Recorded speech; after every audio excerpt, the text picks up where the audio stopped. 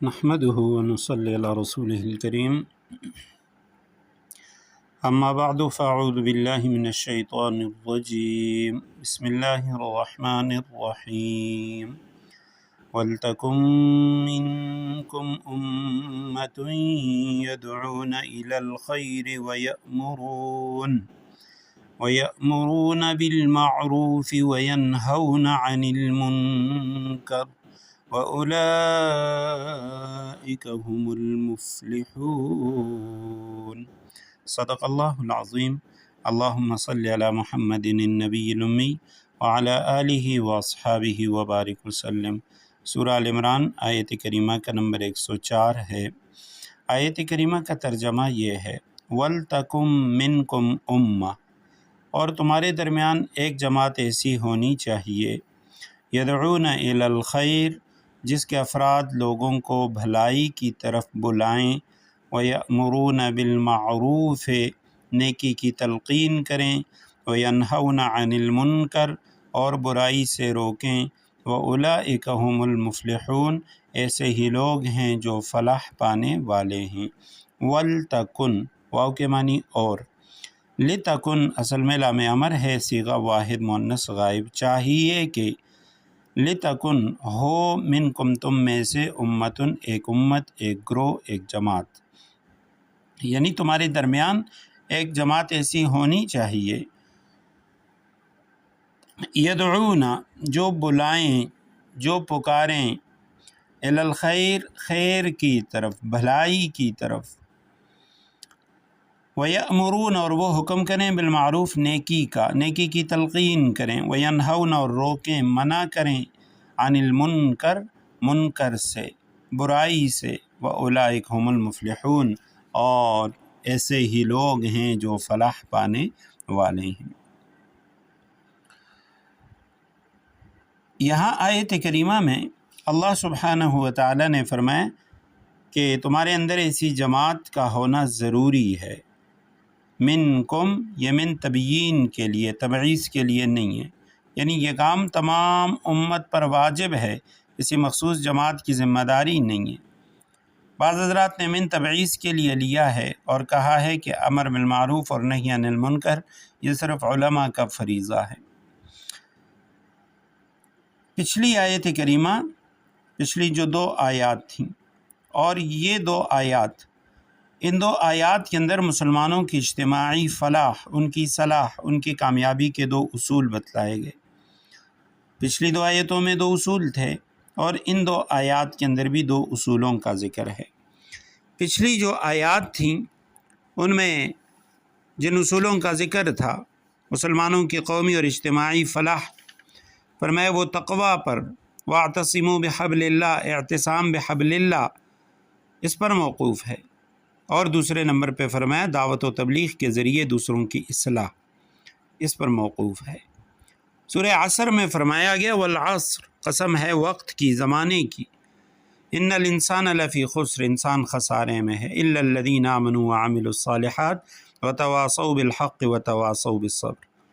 آخرت کے خسارے سے صرف وہ لوگ محفوظ ہیں جو خود بھی ایمان، عمل صالح کے پابند ہیں اور دوسروں کو بھی صحیح عقائد، صحیح اعمال کی ہدایت کرتے ہیں۔ تو قومی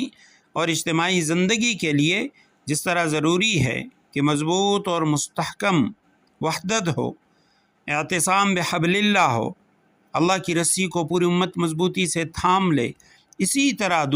دوسرے بھائیوں کو قرآن و سنت کے مطابق اچھے کاموں کی ہدایت، برے کاموں سے روکنے کو ہر شخص اپنا فریضہ سمجھے، تاکہ یہ حبل اللہ اس کے ہاتھ سے چھوٹ نہ جائے۔ شیخ الاسلام مولانا شبیر احمد عثمانی رحمہ اللہ وہ لکھتے ہیں کہ اللہ تعالیٰ کی یہ رسی ٹوٹ تو نہیں سکتی، ہاں چھوٹ سکتی ہے، اس لیے قرآن کریم نے اس رسی کے چھوٹ جانے کے خطرے کے پیش نظر یہ ہدایت فرمائی کہ ہر مسلمان جس طرح خود نیک عمل کرنے کو، گناہ سے بچنے کو اپنا فرض سمجھتا ہے، اس کو بھی ضروری سمجھے کہ دوسرے لوگوں کو بھی نیک عمل کی ہدایت اور برے اعمال سے روکنے کی کوشش کرتا رہے۔ اسی سورہ میں آگے آئے گا کنتم خیر امہ اخرجت للناس، تم بہترین امت ہو اور نکالا گیا ہے تمہیں لوگوں کے لیے، لوگوں کی نفع رسانی کے لیے، نیک کاموں کا حکم دیتے ہو، وتنہون عن المنکر، اور برائی سے روکتے ہو۔ ترمذی ابن ماجہ کی حدیث ہے، آپ صلی اللہ علیہ وسلم نے فرمایا والذی نفسی بیدی، قسم اس ذات کی جس کے قبضہ قدرت میں میری جان ہے، تم ضرور امر بالمعروف اور نہی عن المنکر کرتے رہو، ورنہ قریب ہے کہ اللہ تعالیٰ گناہ گاروں کے ساتھ تم سب پر بھی اپنا عذاب بھیج دے، اور اس وقت تم اللہ تعالیٰ سے دعا مانگو گے تو قبول نہیں ہوگی۔ ایک حدیث میں ہے جو شخص کوئی گناہ ہوتا ہوا دیکھے اس کو چاہیے اپنے ہاتھ سے قوت سے اس کو روکے، یہ بھی نہ کر سکے زبان سے روکے، یہ بھی نہ کر سکے تو کم از کم دل میں اس کو برا سمجھے، اور یہ ایمان کا ادنا درجہ ہے۔ تو یہ آیات، یہ احادیث مبارکہ ہمیں یہ بتاتی ہیں کہ امر بالمعروف اور نہی عن المنکر امت کے ہر فرد پہ لازم ہے۔ ہاں اس کے لیے درجے الگ ہیں، جہاں قدرت و طاقت ہے ہاتھ کے ذریعے روکے، نہیں تو زبان، نہیں تو کم از کم دل میں برا جانے، لیکن امر بالمعروف نیکی کا حکم دینا، برائی سے منع کرنا، یہ ضروری ہے ہر مسلمان کے لیے۔ تو فرمایا وَلْتَكُن مِّنكُمْ أُمَّةٌ يَدْعُونَ إِلَى الْخَيْرِ، تو امر بالمعروف کے دو درجے یعنی بیان فرمائے گئے۔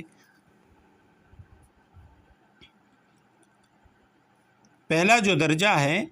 امر بالمعروف کا، وہ تو یہ ہے کہ جب کسی شخص کے سامنے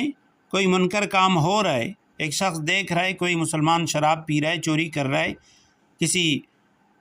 اجنبی خاتون کے ساتھ اختلاط کر رہے، تو اس کے ذمہ واجب ہوگا کہ اپنی استطاعت قدرت کے مطابق اس کو روکے۔